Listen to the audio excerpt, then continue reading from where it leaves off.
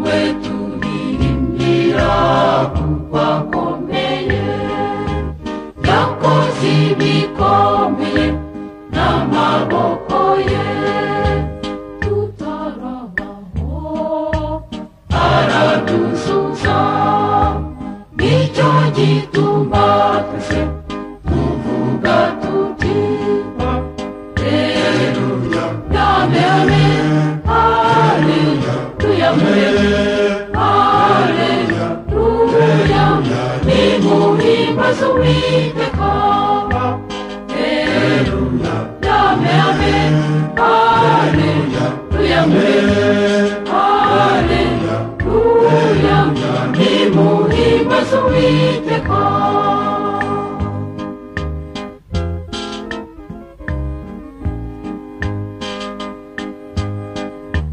Mutegeka wa byose, soko y'ibyiza gusa, bikomoka mu ijuru bitagashuka, nta guhindagurika, nicyo gituma tugihumeka n'ukuturinda, nicyo gituma twese tuvuga tuti haleluya, amen, haleluya, haleluya, nimuhimbaze Uwiteka, haleluya, amen, haleluya, haleluya, nimuhimbaze Uwiteka.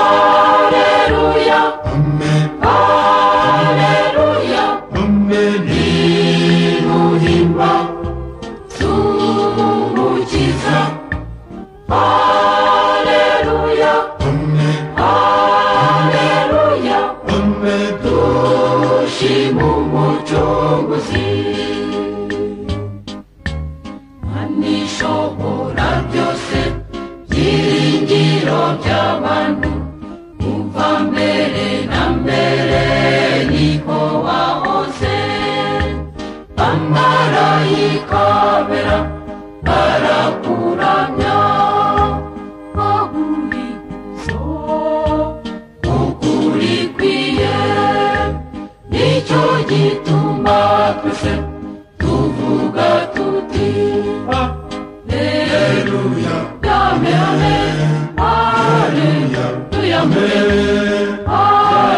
haleluya, nimuhimbaze Uwiteka, haleluya, amen, haleluya, haleluya, nimuhimbaze Uwiteka.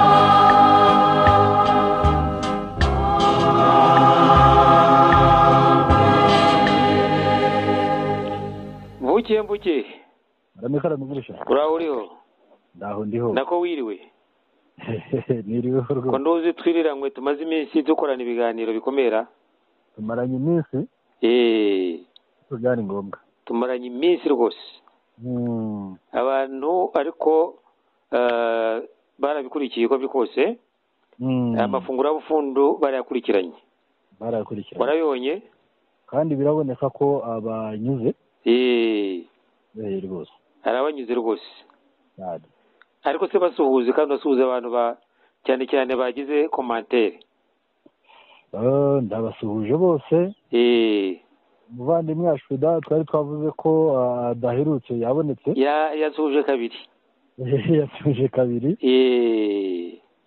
ba Robert Nsanze nabonye rwose bigaragara ko banyuzwe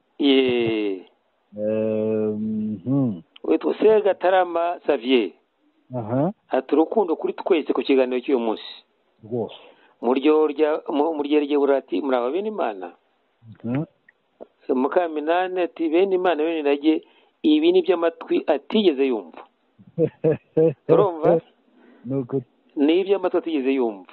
tigeze yumva. Kongeraho ni benshi. Ni benshi cyane. Ni benshi cyane hariho n'abo baravuze na mbere uriya witwa Ashwidani wavuze ngo amahoro n'urukundo kuri mwese bene Irage bene Imana. Na Valérie Martin ati peace and love to you to Ashwida ubwabwiraga Ashwida. Rwose.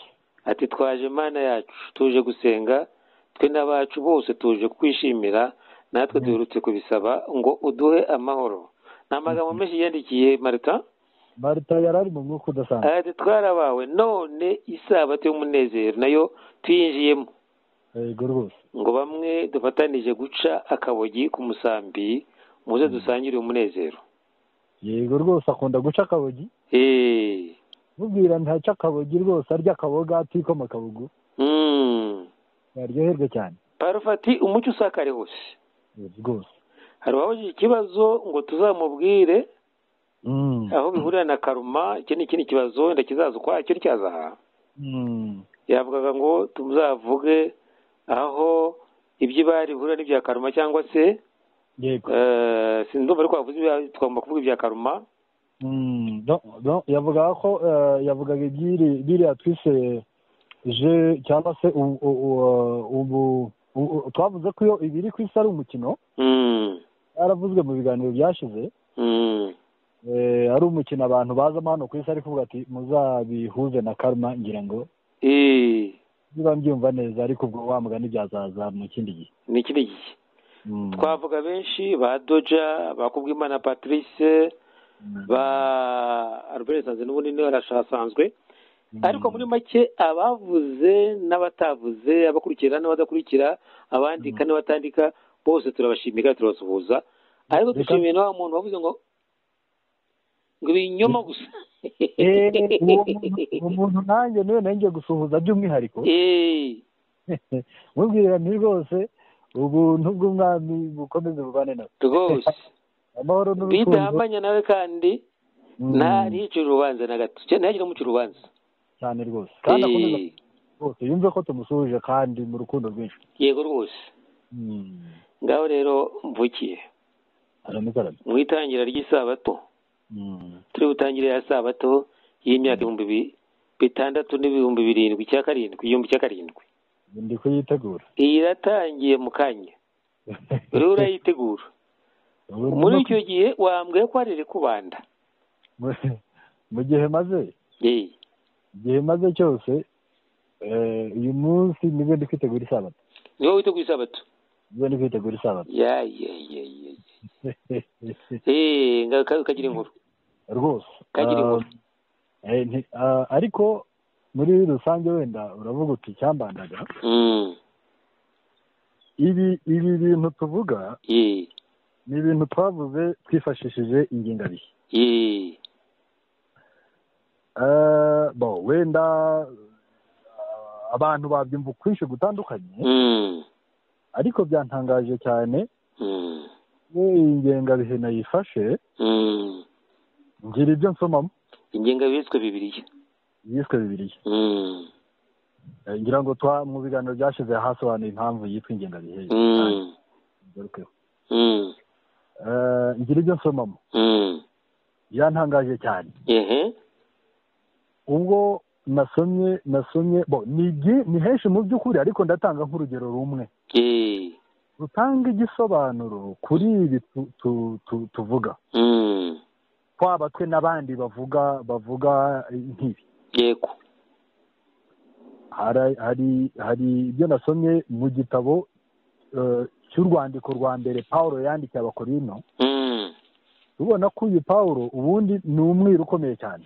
Ni umwiru urabizi ko na Yesu Kamere yamutoye mu buryo budasanzwe ntabwo yamutoye nk'izindi ntumwa yaramwitoreye kuko yaranabivuze mbere ati ngo uzi byashebuje n'ubasha kuzabigabura kuko intumwa ze ntizabyumvaga we nawe niwo yitoreye ushobora kuba yabisobanura.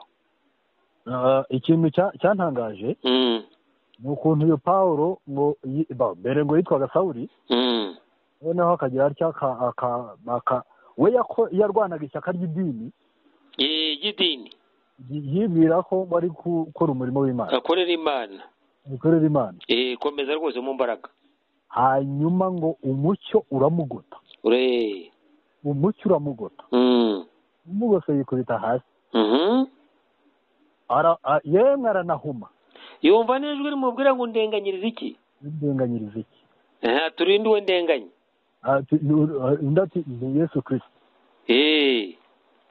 ubwo nyine hakurikiyeho wenda iyo nkuru cyane ndi butindaho abantu bayisoma mu gitabo, ariko twashaka kwerekana uburyo Pawulo ari umwiru ukomeye. noneho ikintu gitangaje kirimo aho nuko bavuga ko yatoranijwe kera. Yesu avuga ko yamwitoranirije kuva kera kuzamukorera umurimo. ngaho tugere ku kintu cyakubanze cyane mu byo yavuze.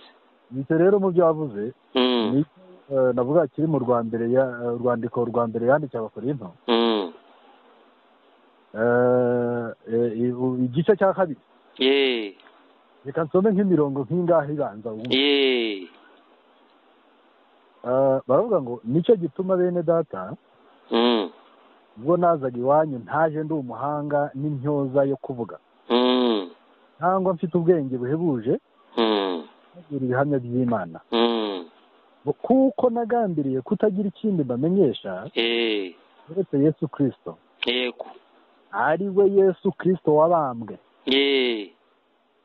ngo nabanaga namwe mfite intege nke, ntinya mpinda umushyitsi mwinshi, n'ibyo navugaga nkabwiriza ntibyari amagambo y'ubwenge yo kwemeza abantu.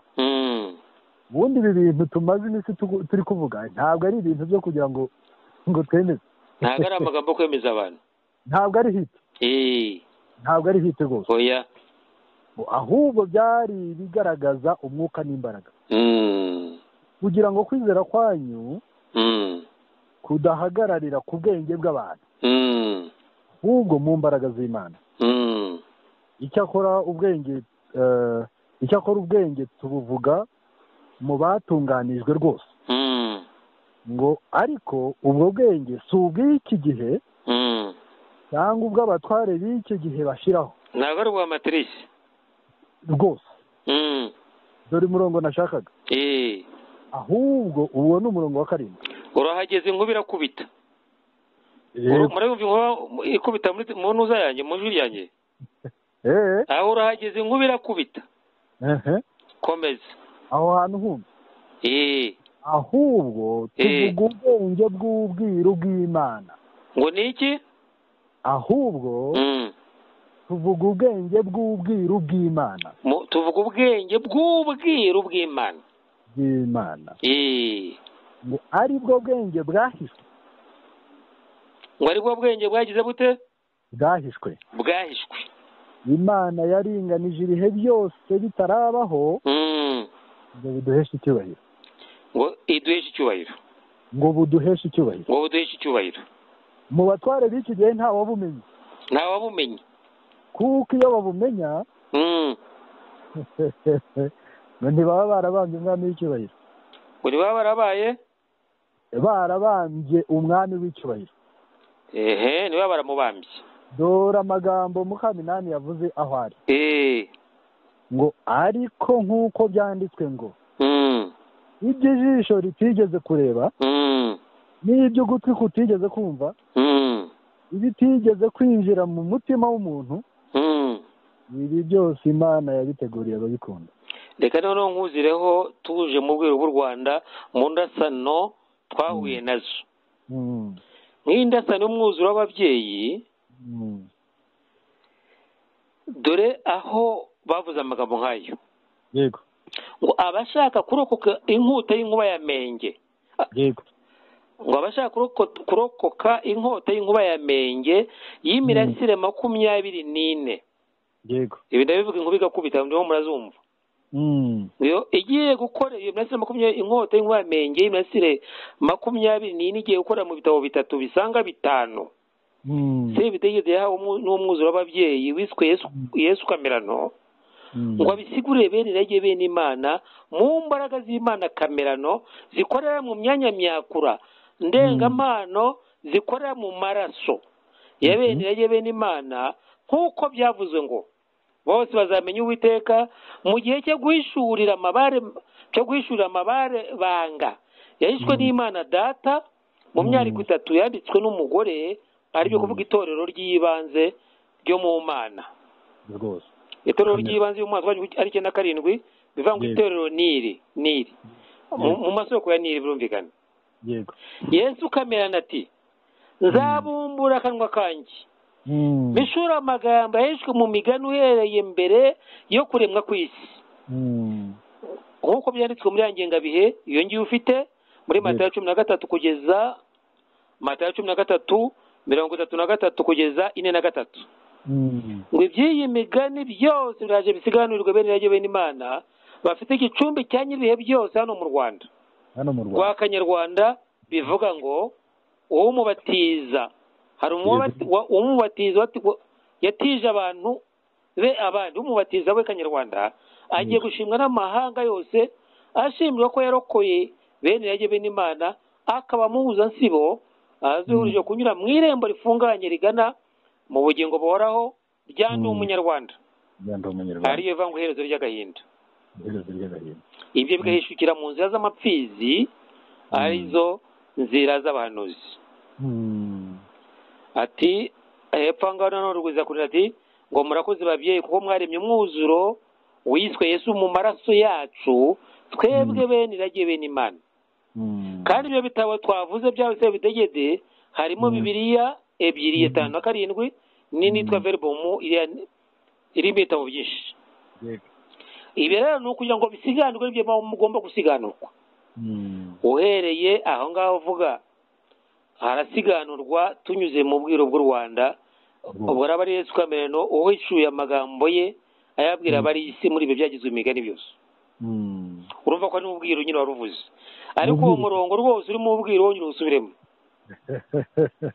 uyu murongo umurongo wa 7 w'iki gice twasomaga cya 2 mbere Paulo yandikiye Abakorinto ababwira ati ubundi uhereye hejuru nko ku murongo wa 4 niho byumvikana neza ati n'ibyo navugaga nkabwiriza ntibyari amagambo y'ubwenge yo kwemeza abantu ahubwo byari bigaragaza umwuka n'imbaraga kugira ngo kwizera kwanyu kudahagararira ku bwenge bw'abantu kuri matrice kudahera muri matrice ahubwo mu mbaraga z'Imana icyakora ubwenge tubuvuga mu batunganijwe rwose mu baganashya mu baganashya ariko ubwo bwenge si ubw'iki gihe cyangwa ubw'abatware b'iki gihe bashiraho ahubwo tuvuga ubwenge bw'ubwiru bw'Imana aribwo bwenge bwahishwe Imana yaringanije ibihe byose bitarabaho ngo buduheshe icyubahiro ese mbaze ngubaze Imana yaburinganije igihe cyose ngo duheshe igihe cyose ngo kandi bugomba guhishurwa ukigiye ko ari iby'ubwiru yego rwose bw'ibihe bugomba guhishurwa kandi bagomba guhishurwa iki gihe yego twabonye ko imyaka 6 byarangiye mu 1944 y'imyaka 680 yego tubona ko nyuma hazi imyaka 78 itugeze uyu munsi aho twinjira mu 7 twabonye ko 78 bivuga ijambo mwami yego ubyanditse bivuga iki umwami 7:8 kandi ni 7:8 ni 7:8 ariko uziko ari umuntu yize gutuka undi ngura 7:8 ngura ko yaramuhamije ngo 7:8 icyo gitutsi nibwo nyumvise ubwo 7:8 byavamo igitutsi ni igitutsi ngo 7:8 yaba kubwiye ngo ntuzagire mu 7 cy'uyu munsi mu by'ukuri avuze ariko yego ariko atakubwiye ibyo akakwibwirira ati 7 n'umunani bivuga umwami ntukarindwi umunani. Ikigaragara ni uko icyo 7 dutangiye aricyo 7. Yego. Mama wa twese. Yego. Kuramo Gasani. Yego. Noneho akaza 8. Yego. Ni twebwe abana be. Yego. N'agatsima ka 8. Yego. Kabatunga kabaha ubudapfa. Ariko haza ni 9. 9 rero 9 inka n'ingoma. Reka nkwereke.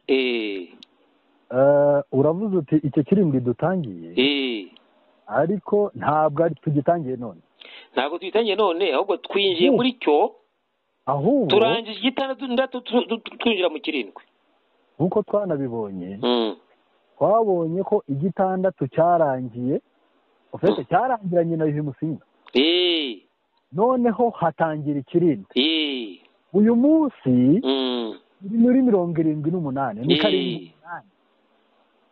Bitari cya gitutsi ni 7 iyo 7 bivuze icyo bivuze tugeze mu mwuzuro w'7 ari wo 8 ukurikira 7. Ibyo yego rwose ibyo bintu bisanga 9 ari we mwami tuvuga, bisanga 9 ari we Shyerezo. Niwe Shyerezo, niwe mwami tuvuga ugiye kuza ejo bundi muri kera.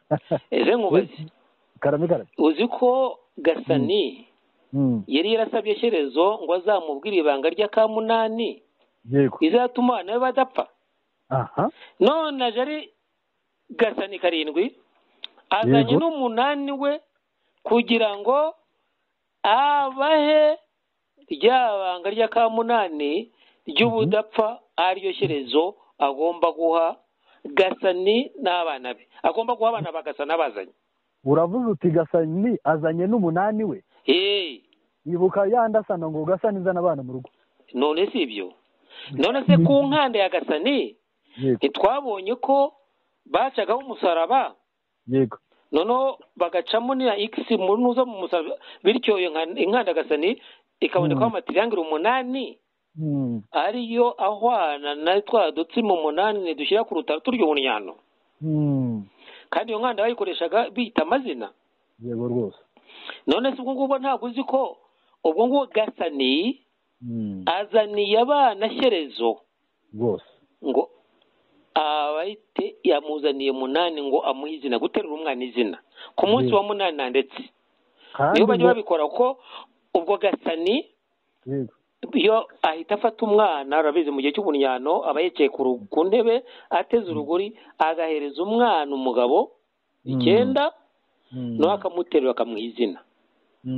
Akamuha izina no ko amuhaye kubaho. Yego.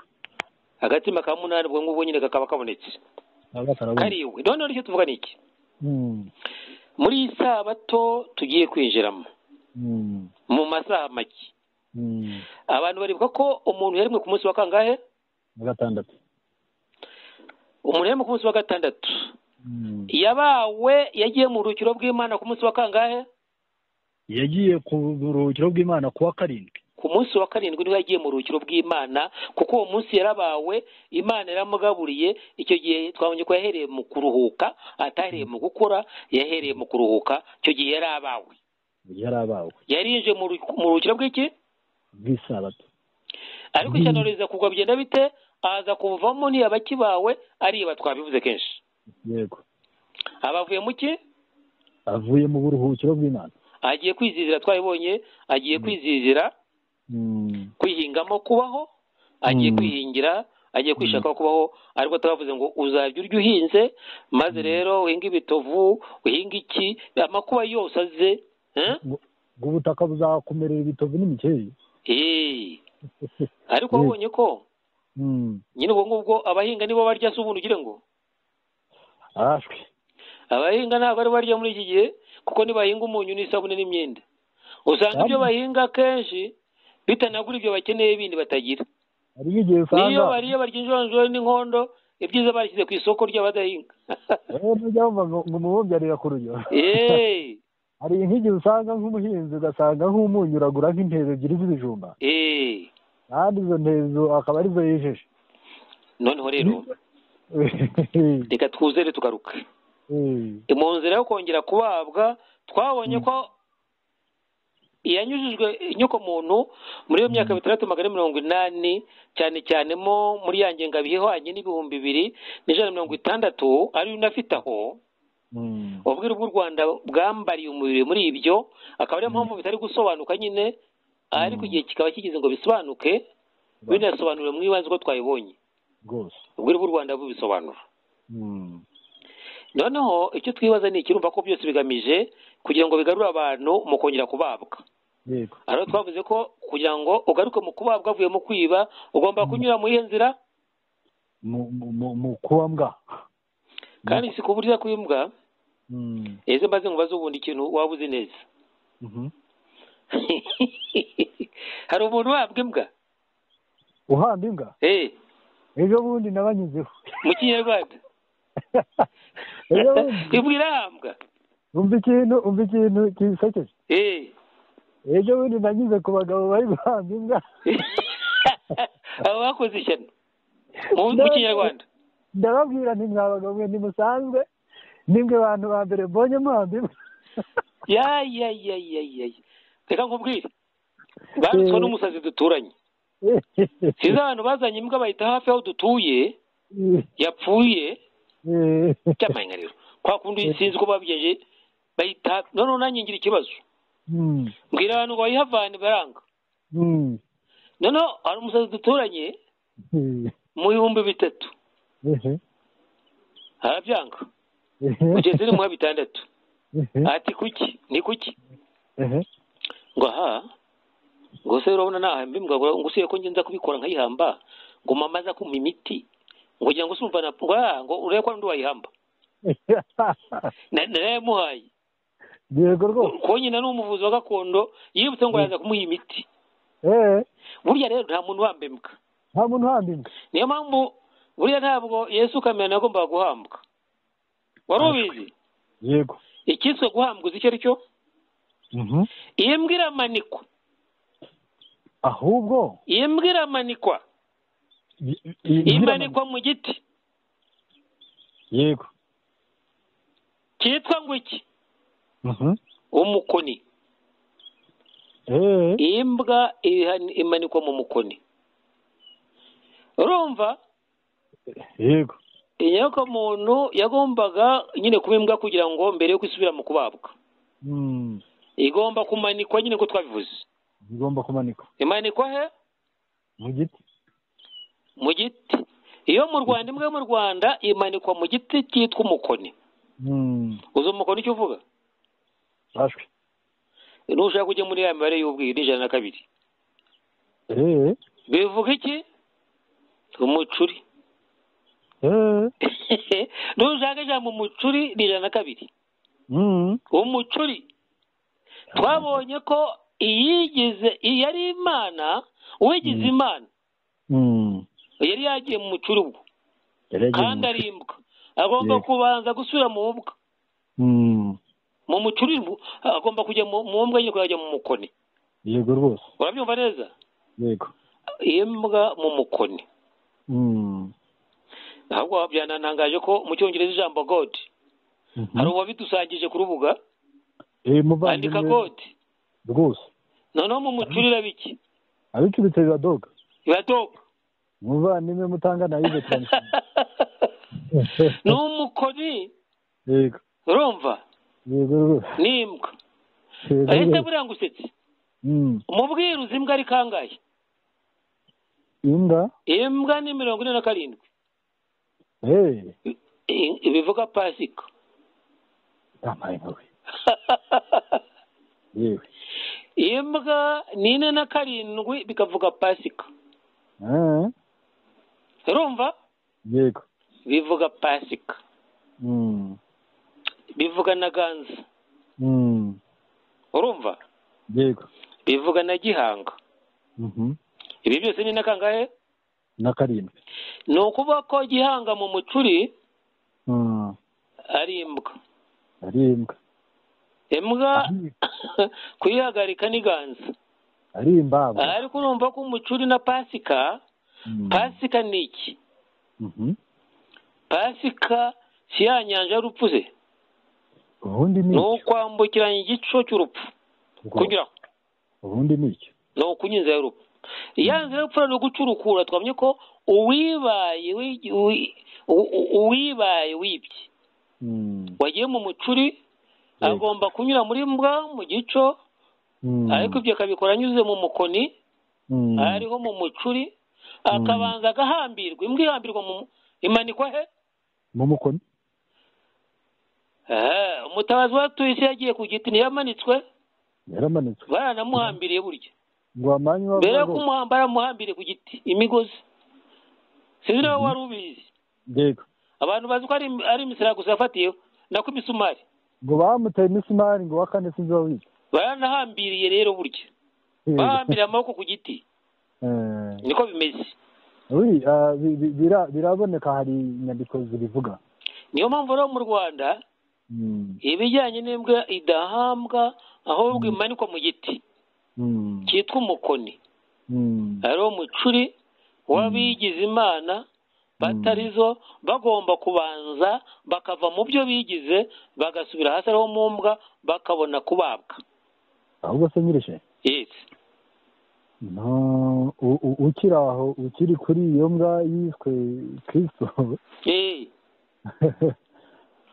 Ukiri muri uwo mukoni, mu kimaniko cy'umukoni. Yego. Ntabwo uzi ko cyagiye yabajije Rukara bati bagiye kunyongwa. Waje kunyongwa n'uguki? Rukara nanjye yaranjemo mu kanya. Atagiye kunyongwa n'uguki? Bati barakumari ngo yamaye nk'abishingo ngiye kugwa mu kimaniko nk'imbwa. Rukara nanjye ajemo mu kanya. Tugiye mu mukoni. Rukara rwose nanjye ajemo gute? Urumva? Icyo nari ngiye kuvuga. Uyu Yesu turi kuvuga. Ariwe tuwe wemeye kuba imbwa. Akamanikwa. Mu mukoni. Mu mukoni. Igiti rwose. Uzi ko yamanitswe ku wa gatandatu? Ni ikintu abantu batazi. Umuntu yabaye igitandatu. Ku wa gatandatu yabaye igitandatu kuko yemeye kwiba. Mu kwemera kwiba niyo mpamvu bavuga ngo no gupfa wapfa. Ni ukuvuga ati kuko waremwe ku munsi wa gatandatu. Yego. Hari ugiye utari uriyo kuri wa gatandatu. Kuko yaremwe saa sita saa munani yarari. Yego. Ati rero ye wemeye kwiba no gusubiraho muri zero wasubiramo. Yego rwose. No gupfa wapfa. None rero kuko yemeye kwiba byarangiye agomba kuvaho nk'uko atahozeho. Uvuze gupfa wapfa unyibutse ikintu. Uzi ko nsoma muri ingengabihe byantangaje cyane. Hari aho nasomye ngo Yesu Kristo ngo wasogongeye ku rupfu. Wasogongeye, urumva umuntu usogongeye ni umuntu usomye bwa mbere. None se uhita wumva icyo gupfa kuvugwa aricyo ntabwo ari uko umubiri urangira nk'uko tubizi. Ni ukuvaho ntabwo aricyo mu by'ukuri. Ni ugusubira he? Ubundi twaranabibonye ko uyu muntu amaze kwiba mu by'Imana yari apfuye. Neza. Ubundi urwo rupfu ni urwo. Ni ugusubira mu busa. Noneho icyo turi kuvuga aha ngaha ni uko ubwo nyine yamanitswe akaba yarasubiye ku wa gatandatu yarimweho, ari naho nuba ngo yabaye umunsi wa mbere ku wa gatandatu. Yego. Kuba yari yibaye Yego. ubwo yarasubiye ku wa gatandatu bimukururira kwinjira mu masaha ya mbere ku wa gatandatu ataranabaho. Yego. Agomba kuvaho. Ariko noneho uwo kamerano Yesu kamerano wishyizeho ukwiba kw'abari mu isi. byabaye ngombwa ko amanikwa ku giti ari imbwa agahambirwaho none ariko ntabwo yagombaga guhera ku kimaniko n'ubundi n'imbwa yajyaga mu mukoni kugira ngo idakomeza kunukira abantu uzi ko bayigenzaga barashyiraga bakayikuraho nyine bakareba yajugunya ariko kondisiyo imwe ikomeye cyane imbwa yamanikwaga mu mukono ntawe wayimanikaga ari we wese ni nyirayo wayiciririye ni umuziro n'umuhanano n'umuyenzo ntawe umanika imbwa atari wayiciririye. Reka nkubwire yego ubundi ibi bintu n'Imana yabyikoreye. Mubaze se ubundi turabaza bari ikibazo.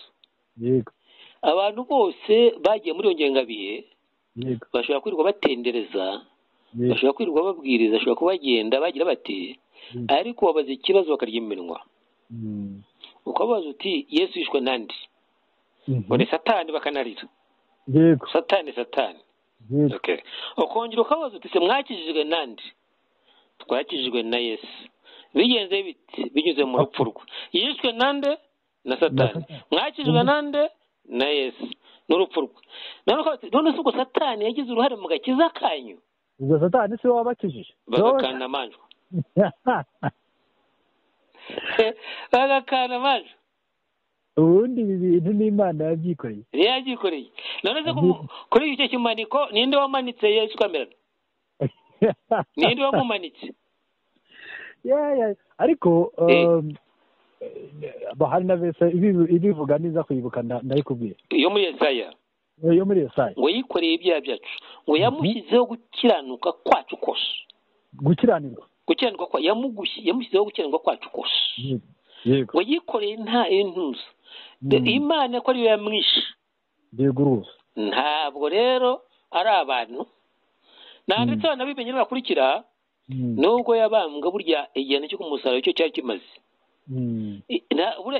washobora kumara iminsi 3 kiriho nicyo basha kuko wabaza uribwa ukamara iminsi 3 none cyatangaje abantu nuko yabaye nk'uciye hatararenga n'amasaha 3 ngo baje kumuvuna amaguru ngo barebe batarapfuye bari burumirwa bakubise na rya cumu ko yampaye ngariro ngo arapfuye babirifiye bakoresheje icumba basanga ngo ni amazi n'amaraso batarapfuye koko ni naho umwe yahise avuga ati yampaye ngariro batuye umuntu ari Imana y'Imana koko urumva kuba yarapfuye vuba yagombye kuvuga uti yagombye kuba ati ahubwo ibyo ngibyo ni yari uwo gupfa ariko yatangaje n'ubwo yapfuye vuba ati ibi ntabwo bisanzwe ati umuntu n'umwana w'Imana ubwo icyo twavugaga ni uko kuri icyo kimaniko ni uwamutumye wamushyize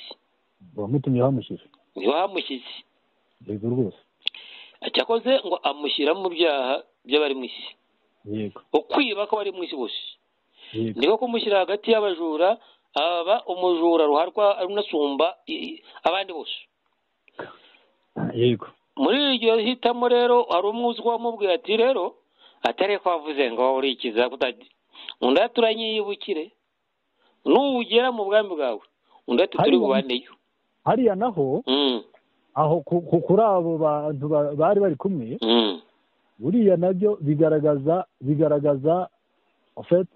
abisi y'ubu yego bigaragaza inyoko muntu uw'igitandatu n'uw'ikirindwi uw'igitandatu n'ikirindwi kuko umwana bate ngahasekeze natwe dukize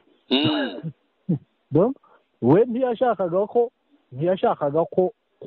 kubambwa yumvaga ashaka rwose atabyemera ko uko kubambwa kubaho niwe ushaka gukomeza guhanyanyaza ati ngaho dukize ngumva ko ngaho urumva ko ni umuntu wo mu byaha ngo kuba akiri nawe ikizi ntabwo yumva ko ari ibintu byari ntabwo ibyo bintu uwo ni uwo mu byaha uwundi nawe ati twebweho turazira ibyaha byacu ni ukuvuga ubu ngubu ubundi yari ari muri zeru ati twebweho turazira ibyaha byacu ariko uyu we nta kintu azira urumva ko ibi ngibyo ni uburyo bubiri bw'ibintu rwose buzahoraho yego ab'umucyo n'ab'umwijima n'ab'umuco nabo bamuhagarikiye bivuga ko na Pilato yarazi agira ngo amukize kumva nta cyamubonyeho rwose yabwiye ati komenyere kuba buri pasika buri pasika buri munsi w'imbwa muri pasika twabonye ko ari imbwa ati ko mbabohorera umuntu ngaho mumbwire hagati y'Baraba no Yesu bati turashaka Baraba tubamburira ibisambo turi ibisambo abibyi turi uwo nguwo mubambi ibyo nabyo ni igisobanuro cy'ibintu byose cy'intambara izahoraho iteka ryose n'imisaruro ibiri byange bikunde buriya rero nyirishema icyuko uyu Yesu yabambwe ku wa gatandatu kandi ngo izuba rirenze agapfa donc isabato itangiye agapfa ariko hari ikindi wibagiwe gato ati n'umwe wa mwenda ukingiriza ahera ugira ute uracika urumva ko mbere y'uko apfa yaravuga ati yazambaye nyine arabura mu maboko ati mana nshyize ibare ryanjye mu biganza byawe ubwo avuyeho ibare risubiye mu ibanze noneho agomba rero ikijyanye no guhambwa kuko cyagiye yarihaye mu cya giti cyo yari yarihaye kwiha yego yari yarihaye yego hari ukwiba no kwiha nyoko muntu yego igomba kuva mu kwiba ikabambwa none igomba kuva no mu kwiha igahambwa urumva yego urumva ko no guhambwa aho biza guhambwa yego igomba kuvayo yamara kuvayo ubwo rero amaze kubambwa yagombaga guhambwa nk'uko yibaye akaniha yagombaga rero kubambwa no guhambwa noneho nibwo rero wumvise ko yagombaga gukurwa mu kimaniko ariko ntawe uhamba imbwa noneho akaba yaragombaga yajyanwe ahantu mu mva yateguwe so gutaba nk'ibindi baragenda barambikayo n'imbwa nuko ziva ku mukoni iyo maze yanze kunuka bayikata abandi babanzi bakagenda bakarambika iriya ariko ntibahamba ubwo rero nawe azanwa muri ya mva yari yarateguwe Rutare yego ariko ikiri aho ni uko ya mafunguro yari afungiranywe cya gihe ngo wariye kuri cya giti inkota irabagirana ntabwo yagombaga gutuma yongera kurya kuri cya giti ngo yibe kandi ababwe ariyo mpamvu yagize muri izo nzira zose zambwa zo kubambwa no guhambwa ariko bikiri imbere y'uko ahamburwa akimara kuvuga ngo nshyize ibara ryanjye mu biganza byawe data wa mwenda ukingiza ahera ugira ute uracika usadukamo kabiri bivuga ko ya nkota yo kuri cya giti yari ivuyeho abantu babonye akanzu ngo inzira inyura mu mubiri we ari nk'iyo rido yo kongera kureba ahera cyane yo kongera gutungwa na ya manu irahera cyane yo kongera gufungurwa amafunguro bufundo bacyumva yego noneho rero ubwo agiye mu gituro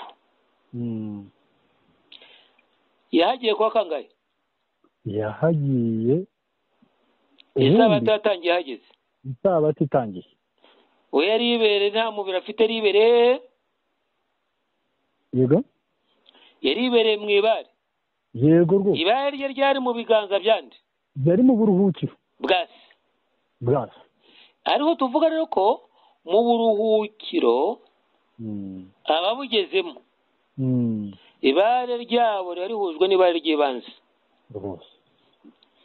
ngo ibyo bitazahuza n'ibare mvuga u Rwanda ngo ibyo bitazahuza n'ibare ngo bizagongerera muri Nyiragongo ngo ariko ibihuje n'ibare nyine nibyo turi kuvuga ese byumvikana bitera mu wundi murongo w'ingengabihe haravuga ngo amaze kuzuka nyine yaratuzukanye arazamuka ruvuga ngo asubiye nyuma yaje gushyirwa mu ibanze birumvikana aravuga ngo ubugingo bwanyu wishanywe na Kristo mu Mana rwose burya rero niyo tuvuga ngo kijya uhari ni uko ubugingo bwanjye wishanywe na Kristo mu Mana ndi muri Kristo ibara ryanjye rimurye irye riri muri mwibanze urumva muri ragu eze nkubaze karabe ntufite telefone ndumva nyifite twese turazifite uhamagara mu Yapani bikemera ariko buriya hagomba kuba ari seriveri telefone zose zihuriraho irahari cyane ihari yego izihuza seriveri ahantu ariko kugira ngo uhuze n'iyo seriveri hari akantu baguha ugakuyemo ntimwamugihujwe yego simukadi urayizi ako kantu kitwa simukadi niko gatuma telefone yawe ubwawe ihuzwa n'iyo seriveri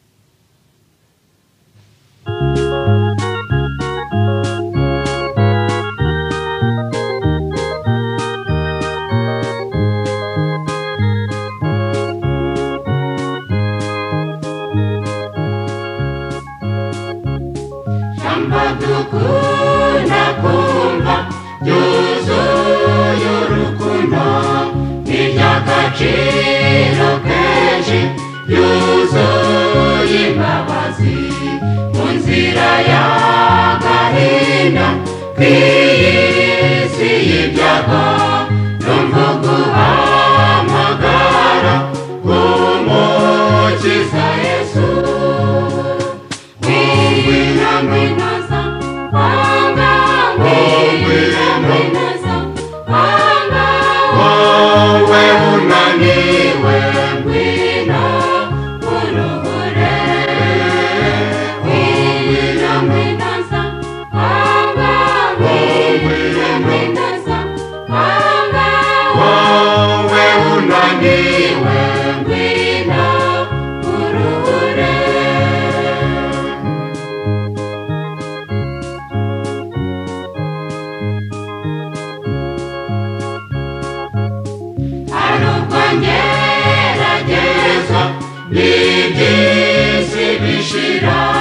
bitanshika intege